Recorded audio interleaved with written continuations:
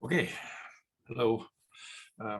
So last time we talked about pointwise convergence of Fourier series, and today it'll be uniform convergence of Fourier series, and then maybe some other topics depending on how time goes.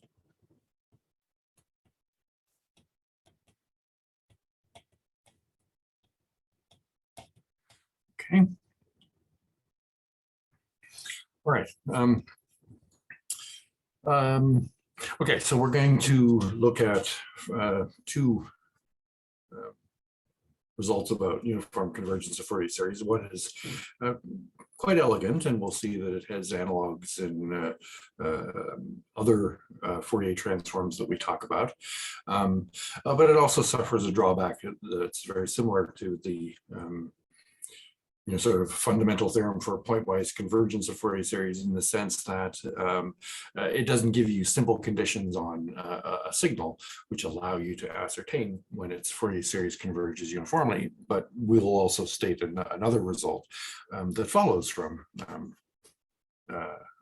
our first uniform convergence result that does have the nice property of being just a simple specification about the signal itself. Okay, so enough chit chat.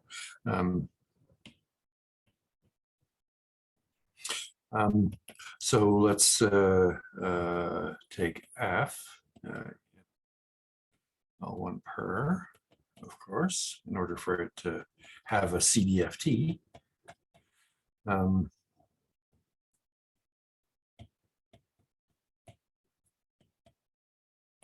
And we're also going to suppose that its CDFT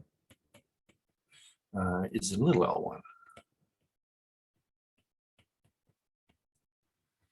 L1. So the sampling interval here, remember, it's 1 over t. Okay, so there's a nice reciprocity here in terms of L1-ness. But we'll see that that has actually very strong conclusions for what F looks like, but that sort of comes out in the proof. Okay, so then two things hold. First is there exists a continuous T periodic signal, G, such that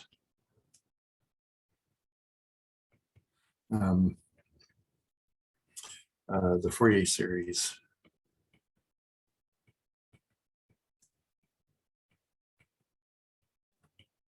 for F converges uniformly to G.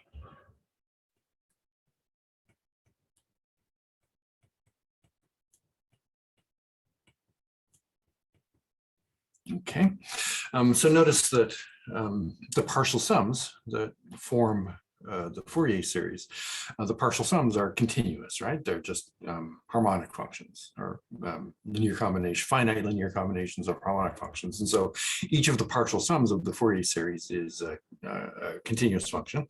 And so if the Fourier series converges uniformly, as I'm hypothesizing, then it is necessarily the case, just because uniform convergence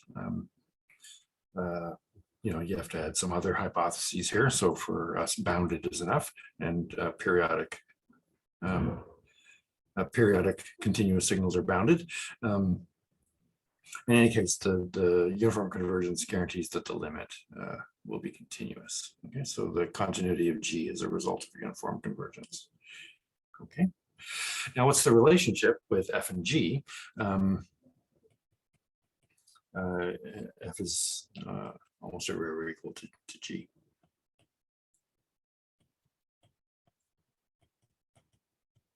Okay. So I'll say a few things about what almost everywhere equality implies in this case, but let's prove this thing. Okay. So let's write the Fourier series.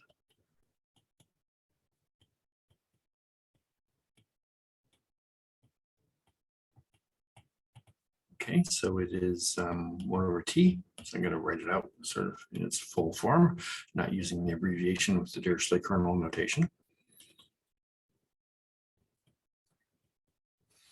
And so I'm going to write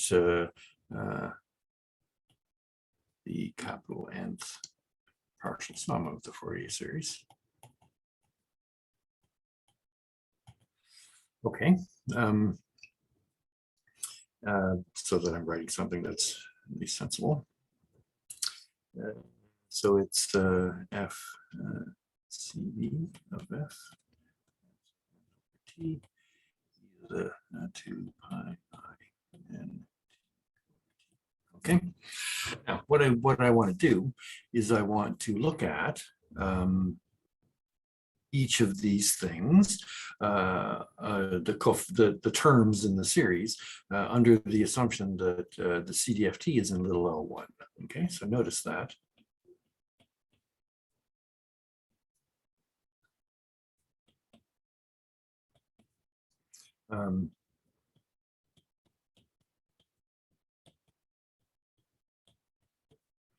Okay, so the little nth term in the series is this.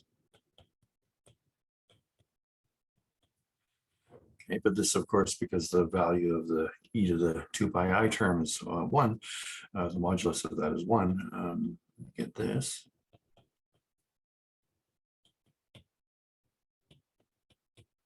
All right. So the point of this is that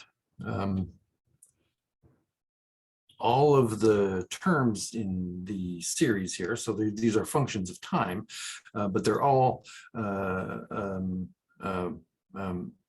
nth term in the series is bounded by a constant, and that constant is this, and the collection of all those constants are summable. Okay, so let me write down what that means. So thus, the nth term in the Fourier series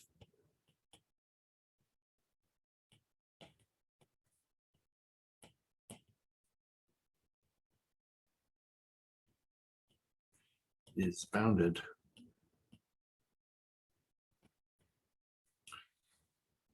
by, so it's a function of t, and so it's bounded by this constant, which I'll write as mn for suggestivity purposes.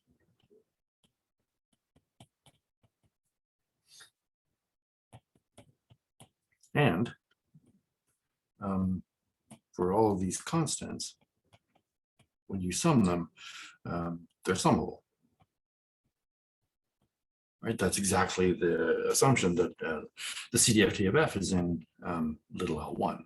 Okay, and so I've written it in this form with m to make you be reminded of the Weierstrass M test.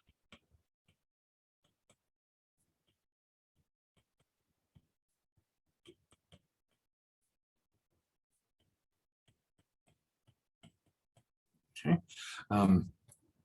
By the Weierstrass M test, it exactly says that if you have a series, which we have here, and the nth term in the series is such that the sum of those nth terms, the infinite sum of those nth terms is summable, right?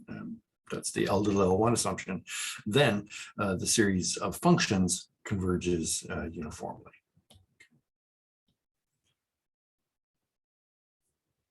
So we have convergence of the Fourier series.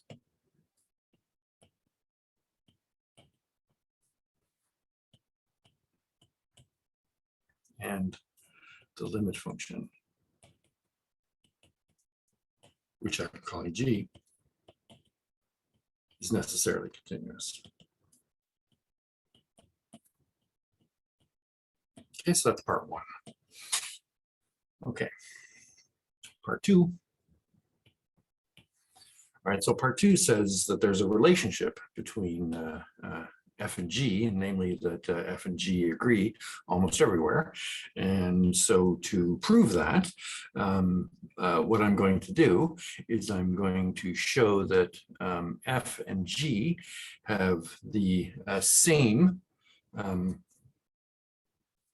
Fourier, the same CDFT, okay, and by our previous proof of the injectivity of the CDFT, that will verify that F and G are equal almost everywhere. Okay. All right, so I'm going to calculate CDFTs. Oops.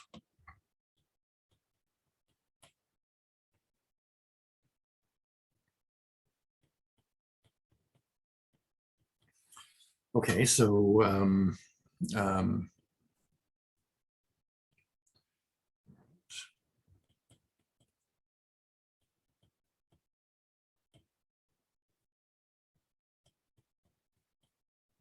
that's the definition of the CDFT. I will now, because what is G? G is the limit is capital N goes to infinity of the partial sums of the Fourier series. In other words, G is equal to its Fourier series, and it's equal pointwise. So in other words, if I fix a t, then G of t is exactly this infinite sum as I let n go to infinity. And so I can replace G of t with that infinite sum.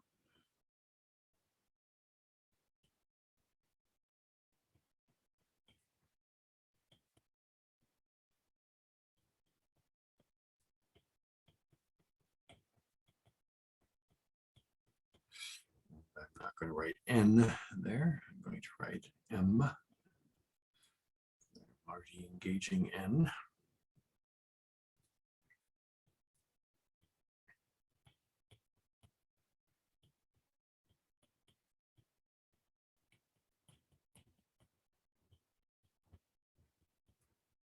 Okay.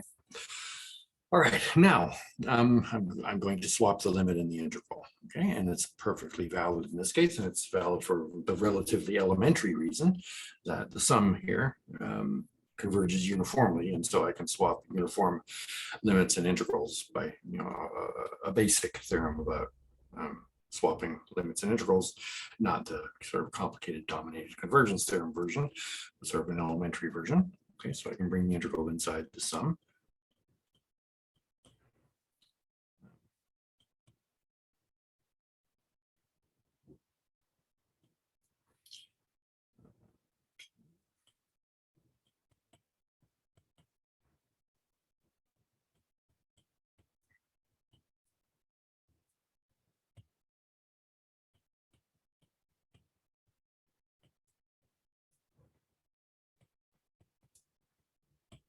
Okay, so that's what I get. All right, then this is an elementary integral. You can just do that by hand, and we've seen it before anyway. Okay, so this is equal to t, and m is equal to n, 0 otherwise. Okay, and so the point is then that this infinite sum collapses to the single term when the summation index is equal to n. You know, this 1 over t cancels with that t. And I get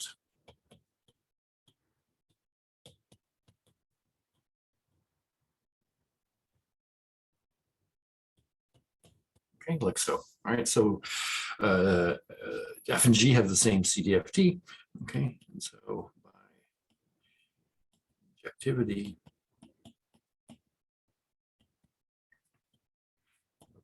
CD F T is equal to G of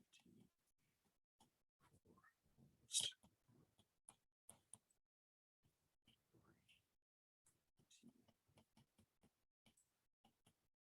Okay. All right, so F is almost everywhere equal to a continuous function. Okay, and so you know, when we talk about the LP spaces, we talked about equivalence classes of functions where equality was almost meant almost everywhere equality, pointwise equality. This is kind of a special case here because G is continuous. Okay, And if you're talking about an equivalence class in the sense of almost everywhere equality, you're talking about an equivalence class where one of the members of the equivalence class is continuous, then there's only the one member of that equivalence class which is continuous. In other words, what I'm saying is that if two continuous functions agree almost everywhere, then they agree everywhere. Okay. And so really, because G is already continuous, to take F to be anything but G is a little bit foolhardy, because the continuous representative G of the equivalence class is distinguished. Okay, so really, F is continuous. Okay, now, this is a very elegant theorem. It has a very simple proof. So we like this theorem, but it has a defect, and the defect is simply that it has this hypothesis which requires you to know something about the CDFT of F, namely that it's in little L1. Sometimes you can verify that, sometimes you can't, okay? But certainly it should be regarded as just sort of a simple verification of this. It should not be regarded as something that you can do. Okay, so the theorem suffers from that drawback. So is there a uniform convergence result, which you can conclude uniform convergence of the Fourier series just by looking at the function? And the answer, of course, is yes, or else I wouldn't be chattering about it. Okay.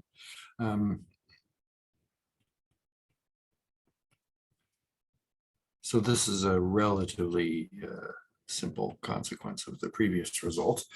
Okay, and it says this. Okay, let F be in C0 per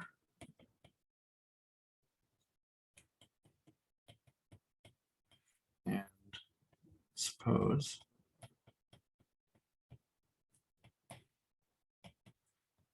that there exists a function which I'm going to call F prime.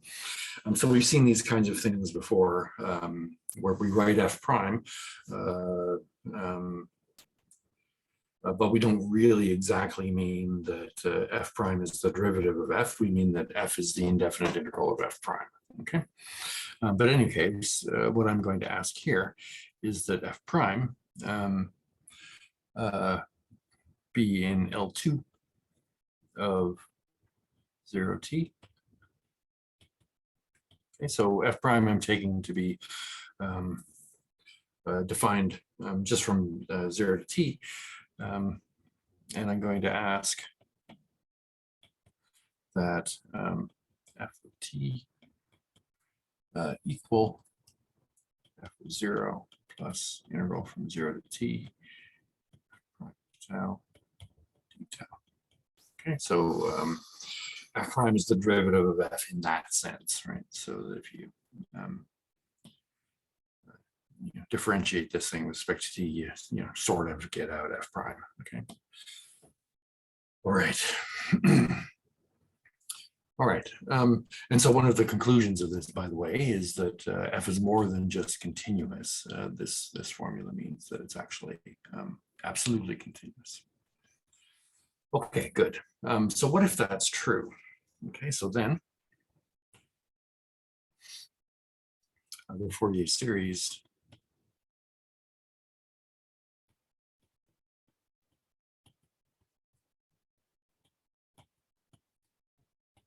for F converges uniformly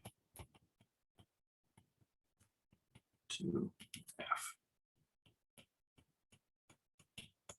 Okay, and so the way I'm going to prove this is I'm going to use the previous result, and I'm going to show that under the hypotheses of the proposition, the hypothesis of the theorem holds, namely that CDFT of F is in little L1. Okay, so that's what I'm going to show. And then notice that I get convergence. Once I've shown that, I get convergence to f by part 2, because f is equal to this function g. Okay, good. So all I need to do, the point is, all I need to do is show that. Okay, so it suffices to show that the CDFT of f is in oops,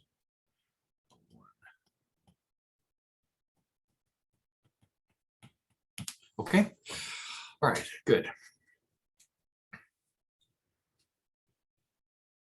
All right, so one of the things that I know is I know that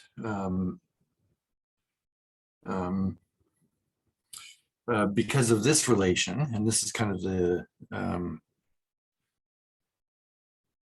differentiability condition for a Fourier series, right? So I have a formula that I looked at before, which gives me the relationship between the CDFT of f and the CDFT of f prime. Okay, so when I say f prime here, notice that f prime is only defined from 0 to t, but I'm going to identify f with its periodic extension. Okay, so I'm going to take f prime that's defined from 0 to t, and then I'm going to define it like so. Okay. Okay, good. Okay, so by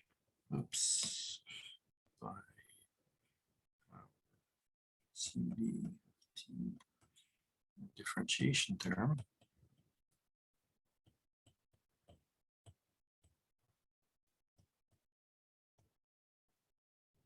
okay, I have the CDFT of f prime at t is 2 pi I n over t times the CDFT of f.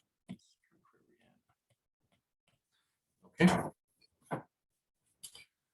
All right, now, and so I'm going to use this to show that the CDFT of f is in little L1. Okay. So all right, so now the first thing I'm going to do is I'm going to use a fact that I haven't proved, but we're going to talk about very shortly about the L2 CDFT. So there's a weird assumption here that I've made in this theorem, namely that f prime is in L2. Why L2? Well, L2 for the reason that I'm about to use. Okay. Okay. So by what's called Bessel's inequality, which is something again that we'll see.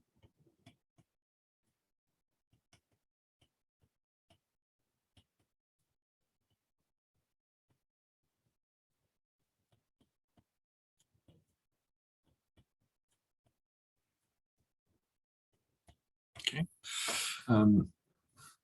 We have that. So these are the Fourier coefficients, or the CDFT of f prime, and the L2 norm of the CDFT of an L2 function is bounded by the L2 norm of the function. So all of that means the following thing. It means that 1 over t, okay, so the L2 norm, so n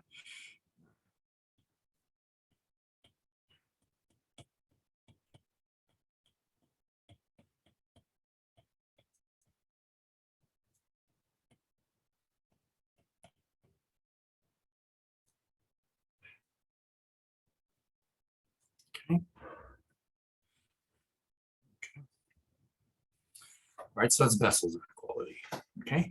And because f prime is in L2, the L2 norm of f prime is finite. Okay, so again, Bessel's inequality is something we'll experience in more detail shortly. Okay, so the point is that this infinite sum converges, and I'm going to make use of that. Okay. All right, so thus,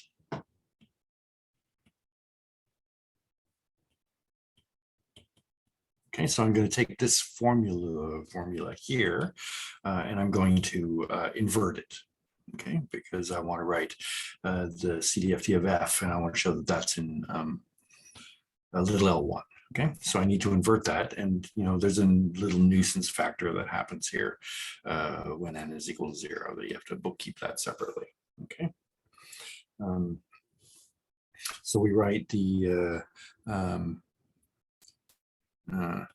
nth partial sum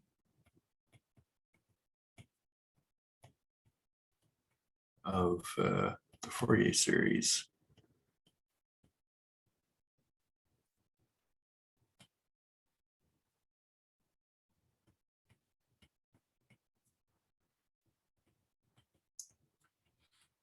for F as, okay, so I'm going to, again, I'm going to rewrite it using that formula. Okay, so it's sum.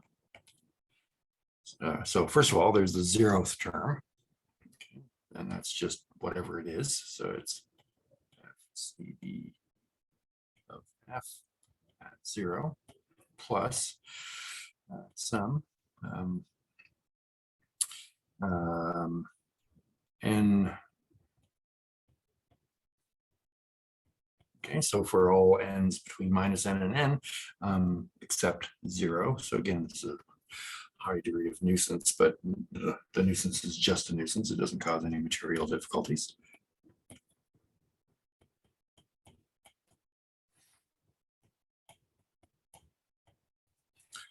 Okay, like that. All right. And this now I rewrite as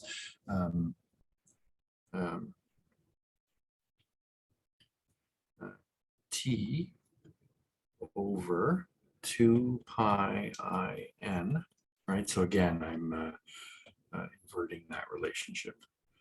That's where the 2t over 2 pi I n comes from. And then it's FCE of prime at n over t, like that. Okay. All right. And so therefore this is, do some simple manipulations now. So again, I need to just carry along this 0 term here.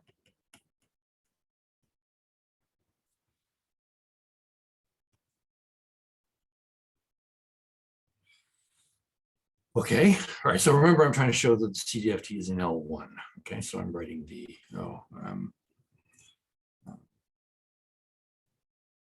sorry, I should say the L1 norm of that. Okay, all right, okay, so now I'm going to take that term. Okay, so it's going to be t over 2 pi. Okay, then I have sum.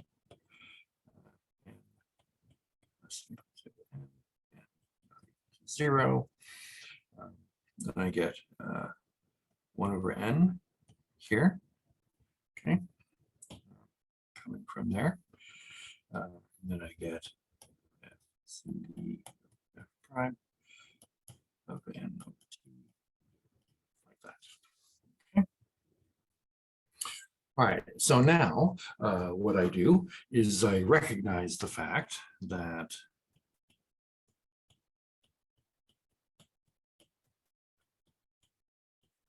okay, let's take a look at this sum. So this sum is a product of kind of two series of the terms coming from two series, namely that term and that term. Okay, and so what I'm going to do is I'm going to use Cauchy-Schwarz. Okay, so Cauchy-Schwarz says that if I take the modulus of the inner product of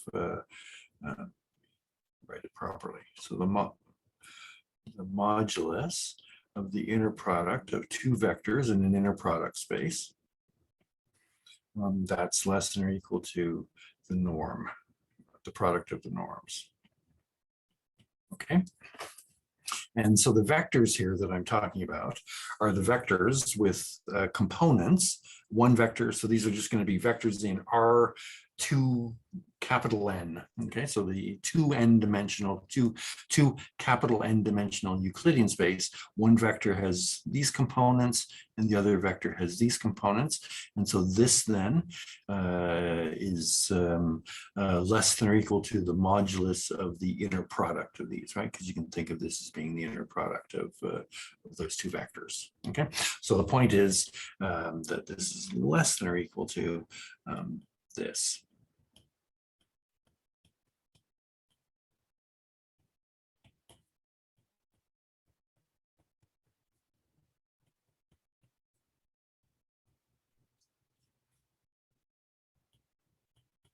Okay, so here this is right. So this is the inner product is here.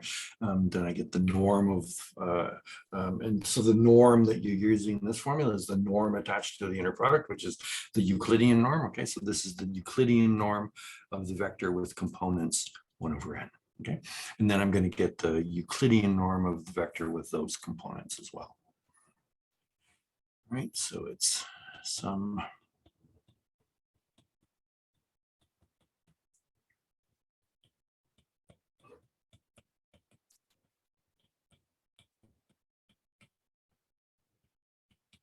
Okay.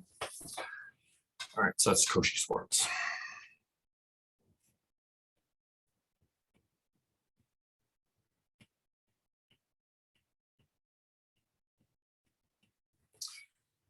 Okay, now I notice that I have product of two sums here, and these sums are going to be uniformly bounded in capital N, and that's because, so since this sum,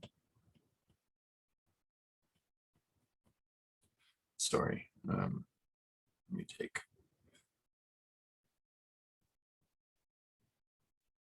n in z and not equal to 0. Okay, that thing is finite. And okay, that's just a summable series, so you can use the p-test to check for the convergence of that series. And then this sum also is finite. Sorry.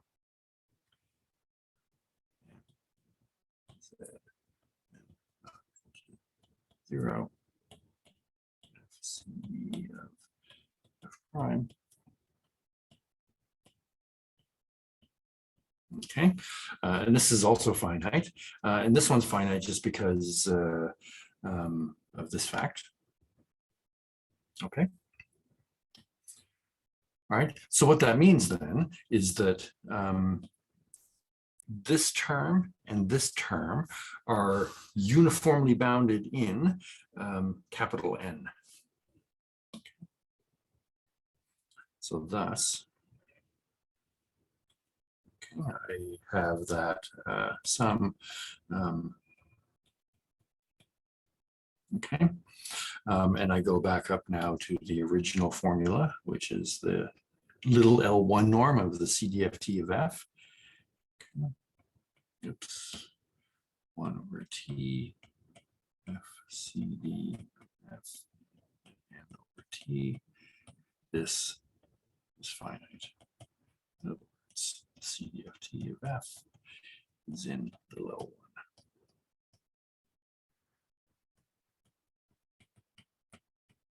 Okay, and then the proposition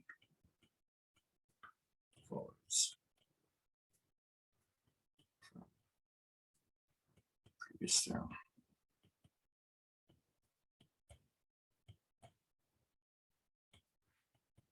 Okay, all right, and so this is a uniform convergence result that you can check, right? You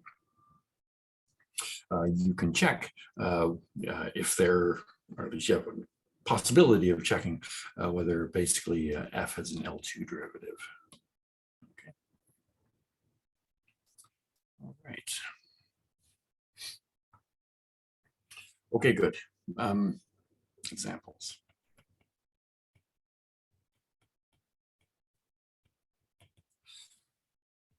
All right, so we're going to look at the 3 examples that we had last time.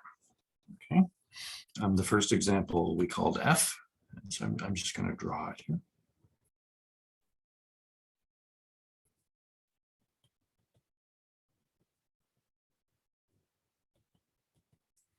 Okay, so that was the half, 1, that's 1, 1. Okay.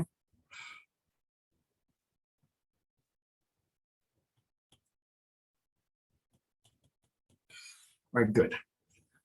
So last time what we showed was we showed that the Fourier series for f converges pointwise, and it converges pointwise to the function which is 0 here and here and here, so every integer multiple of a half, and it converges to f pointwise on these points in between. Okay. That's regardless of what f is, right? So it doesn't, in other words, what I mean is the value of f at these points of discontinuity is immaterial. Whatever it is, it's going to convert, the Fourier series is going to converge to 0 at those points, no matter what value f takes there. Okay, that just reflects the fact that the Fourier series for f does not have to converge to f in general, and that's especially true when f is not continuous. Okay, what about uniform convergence? Well, I know that the Fourier series is a series whose partial sums are continuous.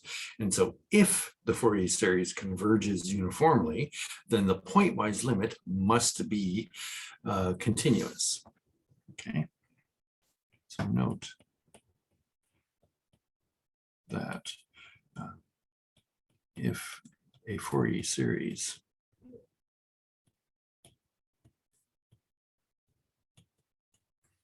converges uniformly, its pointwise limit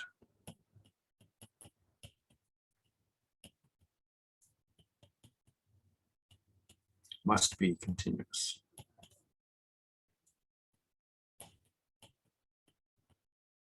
Okay, so this is all connected to the completeness results that we had for spaces of continuous functions in the infinity norm. Okay, so this all goes back to that stuff. And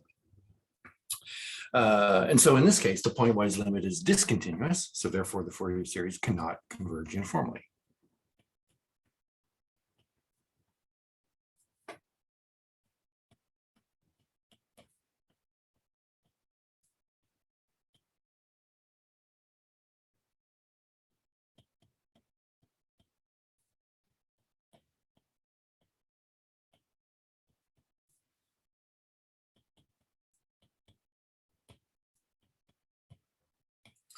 Okay, so it must be the case, therefore, just as an aside, we've already sorted out uniform convergence, but just as a sort of amusement.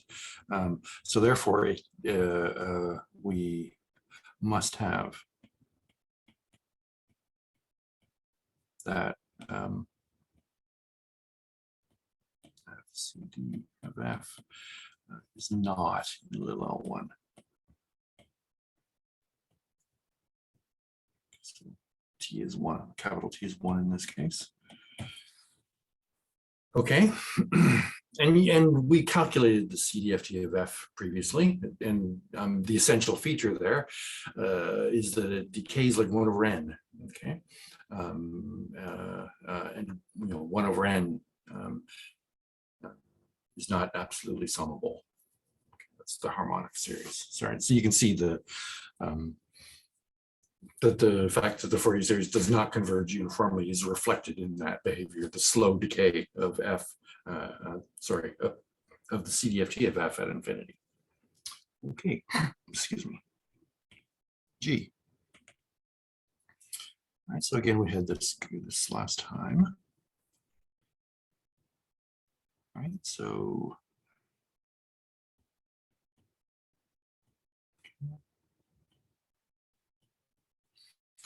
so G was this function that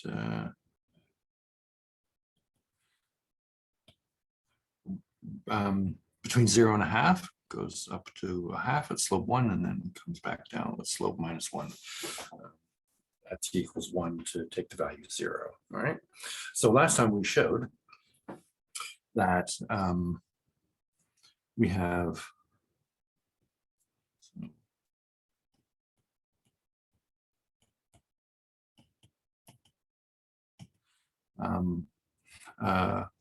Fourier series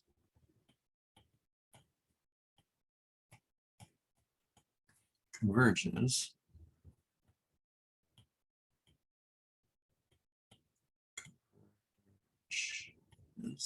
pointwise to G. Okay, that does, and G is continuous. Great. So that's consistent with uniform convergence, but that certainly doesn't allow us to conclude uniform convergence. Okay. So to conclude uniform convergence, what we're going to do is we're going to use our proposition. And our proposition says, does there exist an L2 f prime for which this holds? So I guess it would be G prime. Okay. So notice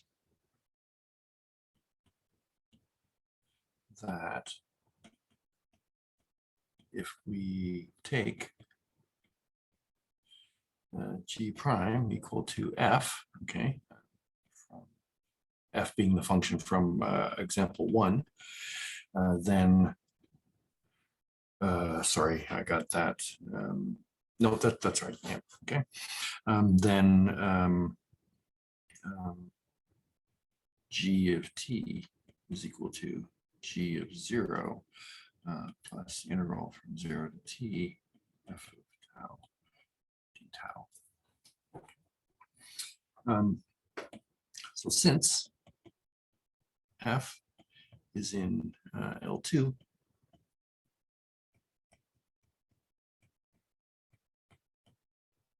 okay, we conclude uniform convergence from the previous proposition.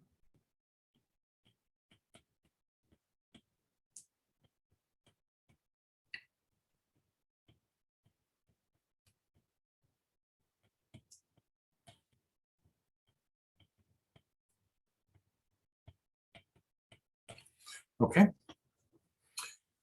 All right, and so you could also verify for this example by calculation that the CDFT of G is in little L1, okay? And why can you conclude that? Well, if we calculated this thing and we showed that its CDFT was decays at infinity like 1 over n squared, okay? So that means that it's in little L1, okay? So that's two ways of verifying uniform convergence in this case. Right. But the first way is preferable because it doesn't actually require us to know what the CDFT is. All right. So then we had this function h.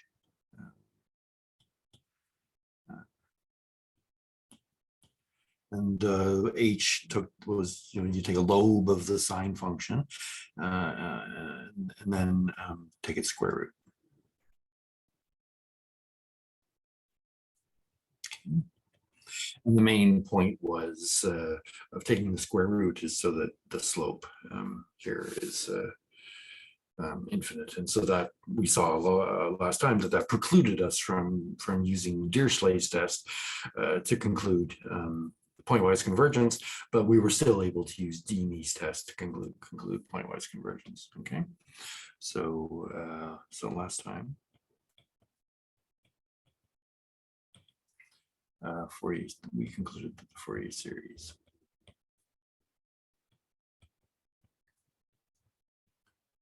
converges pointwise to H.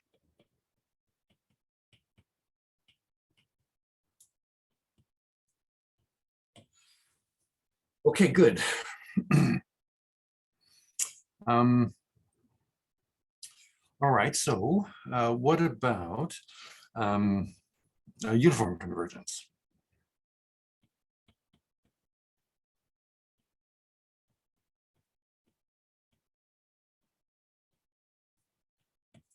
Well, we have two devices at our disposal to check uniform convergence.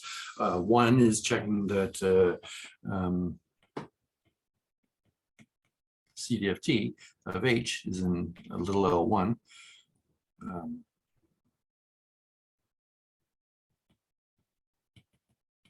Okay, so that requires you, first of all, to calculate the CDFT and then to show that it's in little L1. And this isn't, maybe you can calculate the CDFT of this thing. It's going to be pretty complicated because you're going to be integrating the square root of a sine function times sines and cosines to harmonic functions. I don't know, maybe you can do that, but I didn't try that hard, so let's assume we can't do that. The other thing to check is, does there exist an H prime in L2? Okay, so this thing was, I think, defined from 0 to 2 pi. Forget if it's 0 to 2 pi or 0 to pi, it doesn't really matter.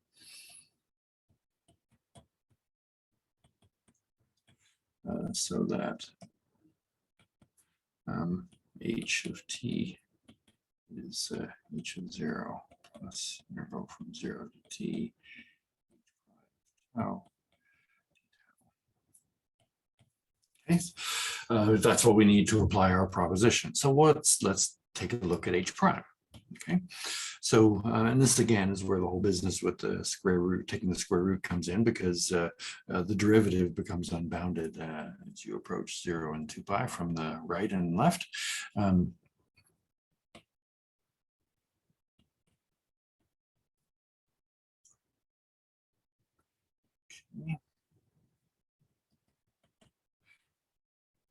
So the derivative kind of looks something like this.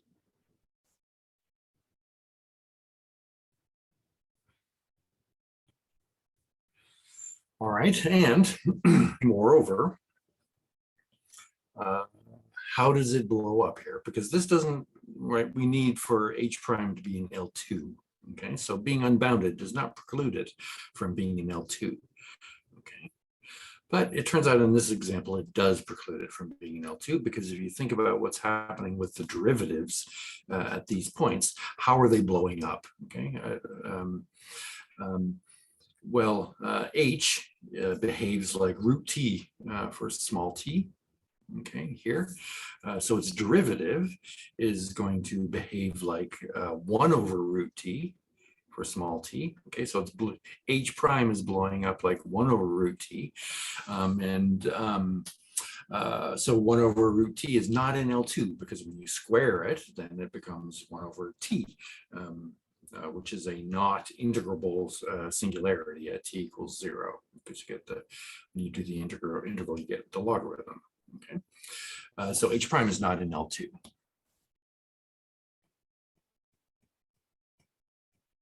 Okay, so from what we know, so we cannot make conclusions about uniform convergence based on what we know.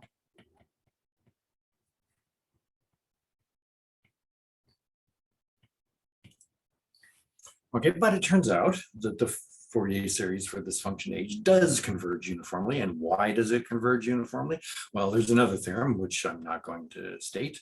And it says that if a continuous function has bounded variation over over one period, then its Fourier series will, so its total variation over a period is finite, then the Fourier series will converge uniformly. Okay, so it's a relatively simple check, but it's not one that we're going to talk about because it involves a concept that we would have to spend some time introducing, namely the concept of variation of a function. Okay, all right, so there's some examples. And so that's all we're going to talk about in terms of positive results for uniform convergence. Okay.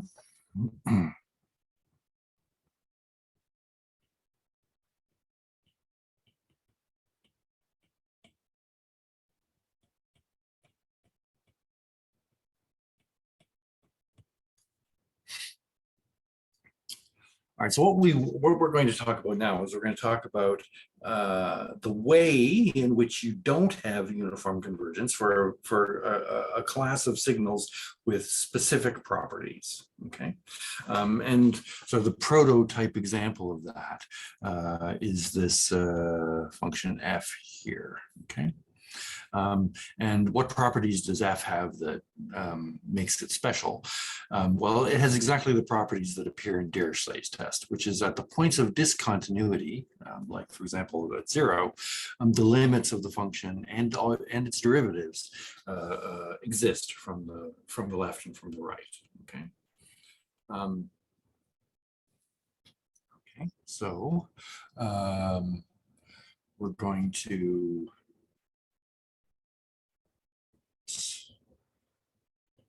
let f one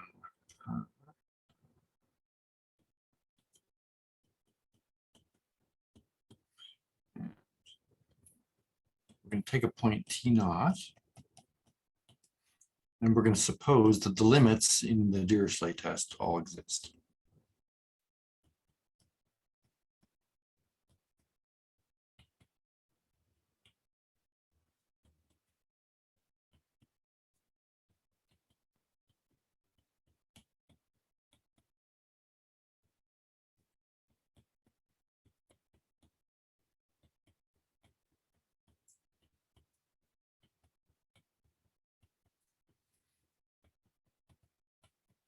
Okay.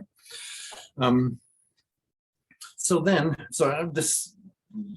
going to say some things, and I'm going to say them in, a slightly heuristic way, and you can make precise statements here, and in the full version of the course notes attached to the course are exactly such precise statements, but it takes a bundle of terminology to write this down precisely.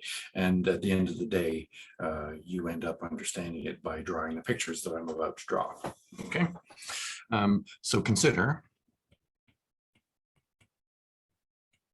the following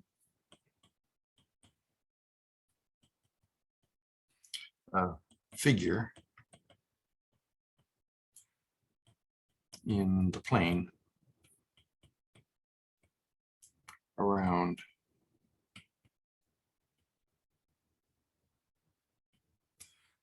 T naught. Okay, I'm going to draw a thing, a it's a figure. It's just a little diagram that I put down in the plane. And the plane, of course, is the T. Okay, so here's T naught. Okay, all right, so I have this point, and it's possibly a point of discontinuity, because although the left and right limits agree at T naught, exist at T naught, they may not agree. Okay, but the function is suitably well behaved that, whatever the graph of f looks like near T naught, it's going to look something like this. All right. It's well enough behaved that its limits, the limits of the values of the function and its derivatives exist from the left and the right from around T naught. Okay. All right, then the figure, so that's what I've drawn right there is really just a graph of of f. The figure that I'm going to draw is I'm going to add on to the graph. I'm going to stick in this vertical line here. Okay. So the vertical line sort of overshoots and undershoots at the point t naught, and it does so by a specific amount above and below. Okay, and the amount, the amount that it overshoots is a number delta, and that number delta is predictable. Okay, and I'll also this. Oops.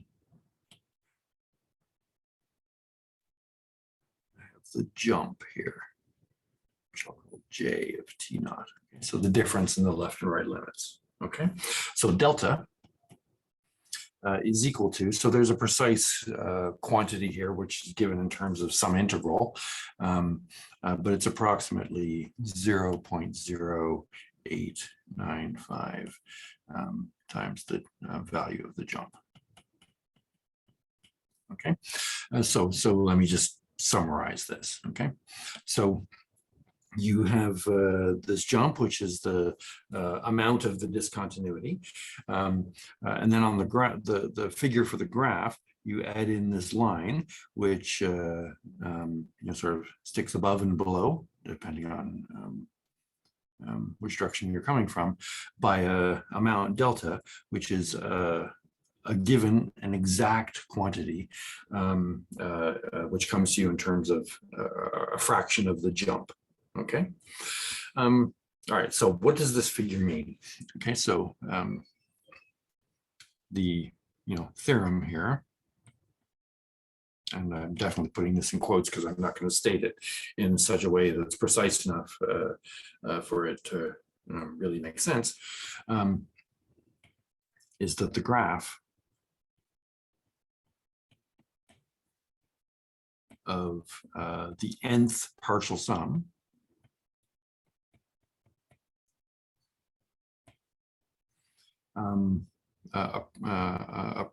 approaches.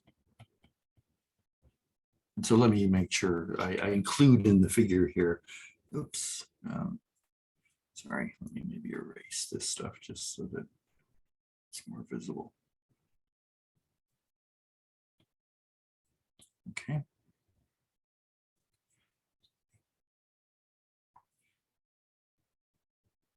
Okay. So approaches. Oops.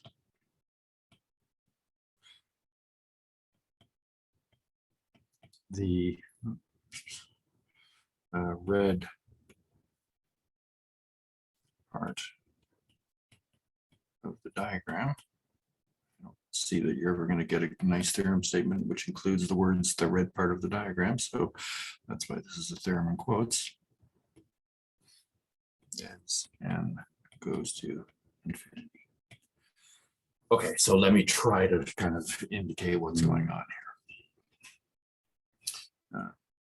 For example,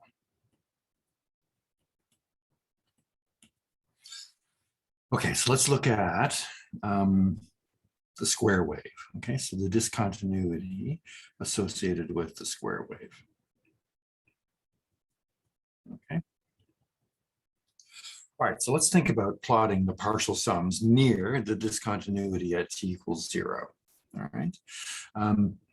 So for kind of smallish n, it turns out that what this thing is going to look like is it's going to look something like this. Okay, so we know that it passes through 0 at t equals 0. It's going to come up and it's going to do something like so.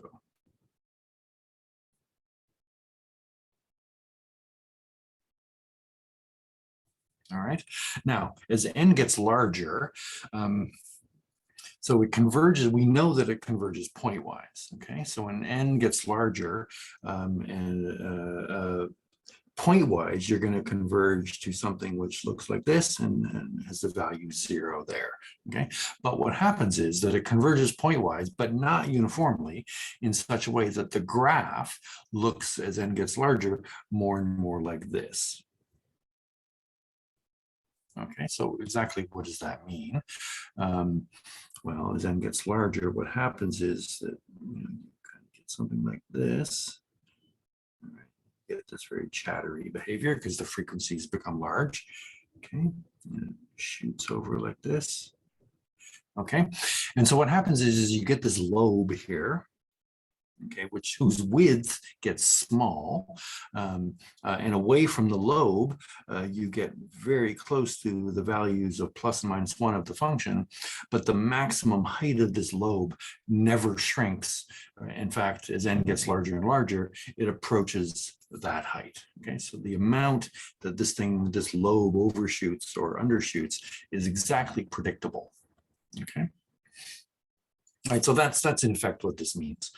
So that's called Gibbs phenomenon, and it's something that you can that arises, sort of anytime you're doing approximations of discontinuous signals using frequencies.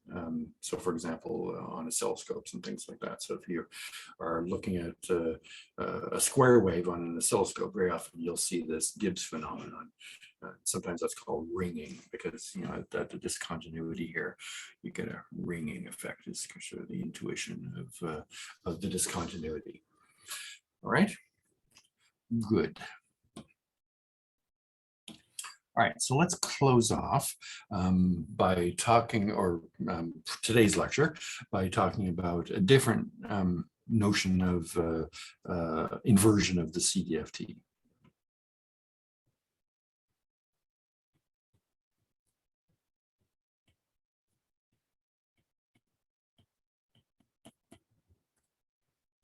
Okay.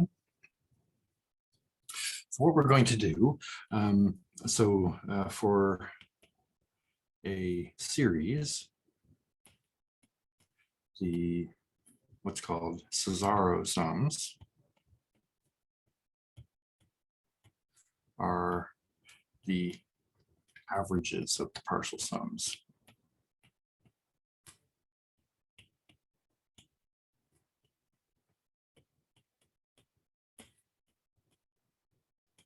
Okay, so if the original series converges,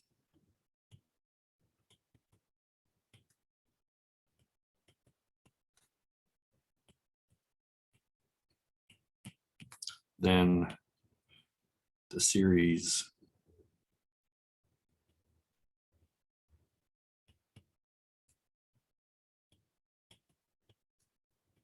or the Cesàro sums, the averaged partial sums.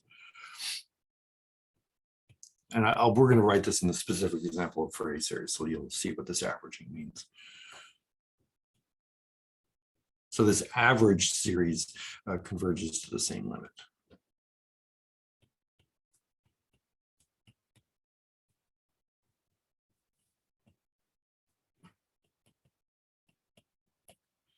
But sometimes the Cesàro sums converge when the original series does not.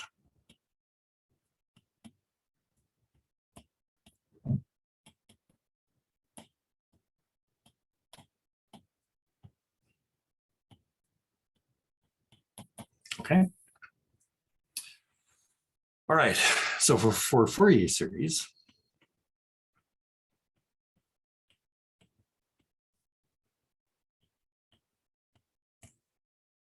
okay,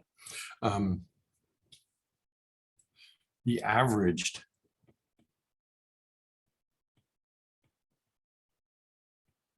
partial sums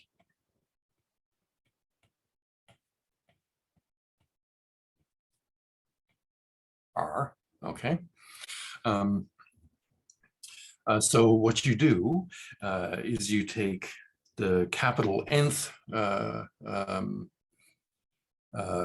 right, so let's look at the Fourier series. So it's easier to just write it down. Okay, so I'm going to go sum j less than or equal to, so do it this way, j equals minus little n to big N. So this is the original Fourier series, okay? And that's the thing I'm going to average. So this is FCD of f at j over t e to the 2 pi I j t over t. Okay, so there's the little nth partial sum. And so what I'm going to do is I'm going to take a big N and I'm going to average the first big N partial sums. Okay, so that means I'm going to go sum little n goes from 0. So the first capital N. So that means I go from 0 to n minus 1, and then I average. So I divide by the number of terms that I'm averaging. Okay. All right. So these are the average of the first capital N partial sums. Okay. All right. So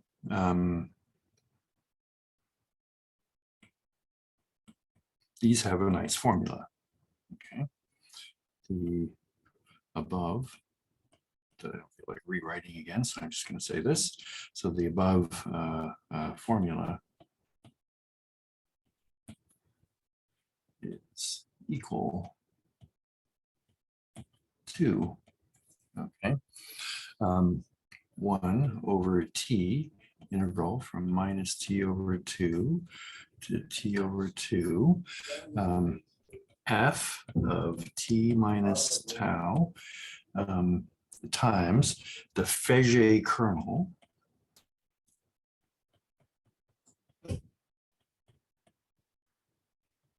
okay, so compare this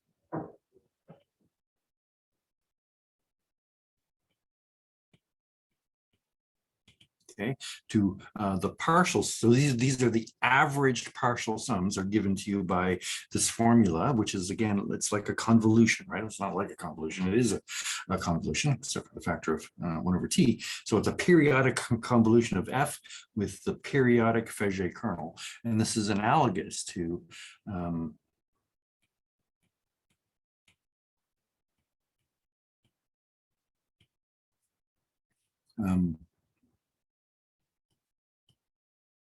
the convolution with the Dirichlet kernel. Okay, so the average partial sums are a convolution with the Fourier kernel, and the partial sums are a convolution with the Dirichlet kernel. So quite remarkable little confluence of formulas there. And, you know, it's just, we didn't prove this thing, and we're not going to prove that. And it's kind of a, you know, by hand computation using the definition of these kernel functions. Okay. Okay, so we had the Fourier kernel before. I'm not going to repeat writing down what it is. So if you want to remember what it is, you have to look it up. Okay. All right, and so we denote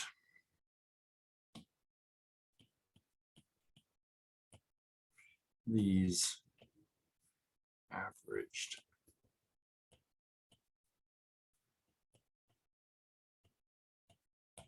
partial sums by, just like here, we denoted these as d per t and f, so we just put f adjacent to the symbol for the Dirichlet kernel to represent the fact that it's convolution. We do the same thing here, except we use the Fourier kernel. Okay. All right, and so what we want to do now, so when you were talking about Fourier series, you're talking about convergence of this sequence of partial sums.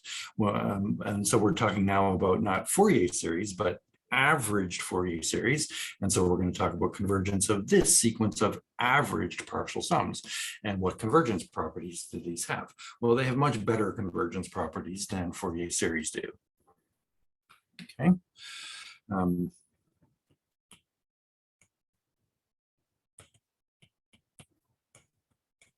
If F is in LP,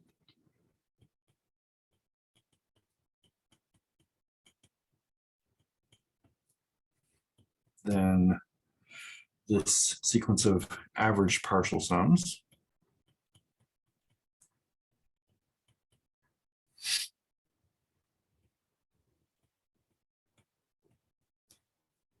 converges to F in LP. Okay. Now, why is this true? Well, this is true by a general property that we talked about before, and that is about approximate units, okay? And the fact is this sequence is a sequence of approximate units, and that's a property of Faget kernels, not shared by Dirichlet kernels, okay? So this statement that I made right here is a consequence of the fact that this is or the Faget kernels form a sequence of approximate units, and that's why that works this way, okay? And the Dirichlet kernel, again, is not an approximate unit, or it doesn't give you a sequence of approximate units, okay? All right, if F is in C0 per,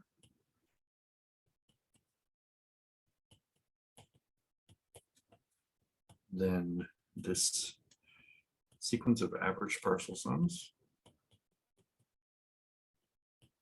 converges uniformly to F.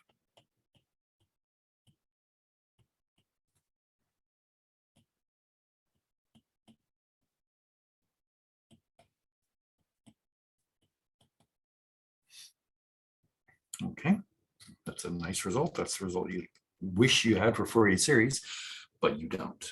Okay, we'll often see this result stated for Fourier series, but it's false. Okay, it's true for these averaged Fourier series, though.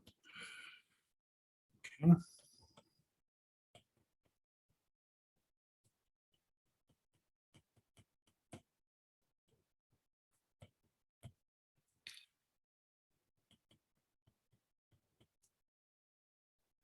So if F is an L infinity, so bounded, measurable, then these limits exist at some T naught. Okay. So then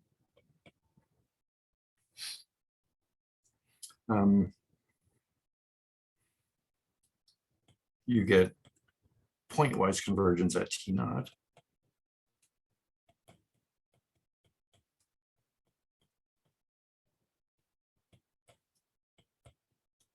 To the average.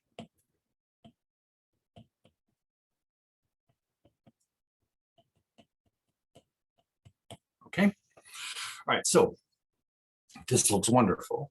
And so one way to interpret this is this gives you an inversion formula for the Fourier for the CDFT, and it's not the Fourier series. So we've been working like the Fourier series is the way that you invert the CDFT, but we've seen that it isn't because of all the divergence results that we have for Fourier series.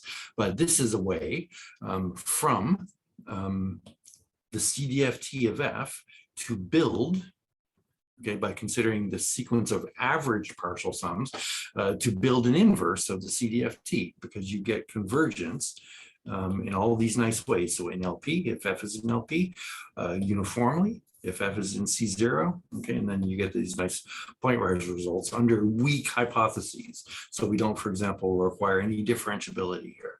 And so the idea is that, you know, kind of the differentiability that you need to get convergence of Fourier series, which use the Dirichlet kernel, are replaced by averaging in this kind of Cesàro summability version of the inverse of the CDFT. Okay, so And so the idea is that you have a way of inverting the CDFT, okay? But there's a price that you pay for that, okay? So a question that you can very well ask is, why don't you just use these averaged partial sums all the time, okay? Why do we even talk about Fourier series, since they behave so badly in terms of their convergence properties, where these behave so very well in terms of their convergence properties? And the answer to that question is, it's a practical one. So in other words, it shows up when you talk about applications of this stuff. The thing that happens is that if you have a signal whose Fourier series has some decent convergence properties, okay, so the actual Fourier series, not the averaged Fourier series, okay. So if you're, and lots of signals do, so we've seen examples, right? And lots of examples of signals have nice convergence properties. And we're going to see more examples of signals with nice convergence properties when we talk about L2 starting next time. But if your F is such that its Fourier series has decent convergence properties, then you still know that the averaged Fourier series will still have those nice convergence properties, but the benefit of the actual Fourier series is that the convergence will typically be faster, okay? And so, for example, there's results you can prove that give you a rigorous justification for the statement that I just made. And so you can prove things like the following, that if you want a decent rate of convergence out of these average partial sums, okay, and I'm not saying exactly what I mean by a decent rate of convergence, but maybe so faster than 1 over n or something like that, okay? So if your function f has the property that this series converges at a reasonable rate, then you have results that say that, for example, the only f's for which that's true are the constant functions, okay? So in other words, for non-constant functions, to get the convergence properties of these average Fourier sums, the price you pay is slow convergence, okay? And so you see here that, these two ways of talking about inverting the CDFT, Fourier series and average Fourier series, both of them are represented with convolutions, okay? And so you see this really curious feature going on, somehow having to do with inverting transforms using convolutions with certain kernels, right? And you can wonder, what other kernels can I stick in here to give me decent properties? And that's something that people talk about. Some kernels are good for some reasons, and others are better for other reasons. But this, so the point is that we're only scratching the surface of a deep subject here when we talk about Fourier series and the inversion of Fourier series and relationships between kernels and convolution and things like that. And there's parts of this that we'll revisit later, okay? But for the purposes of today's lecture, that finishes it. And next time we're going to start talking about, first we'll talk about general Hilbert spaces, and eventually we'll move on to talk about the L2 CDFT.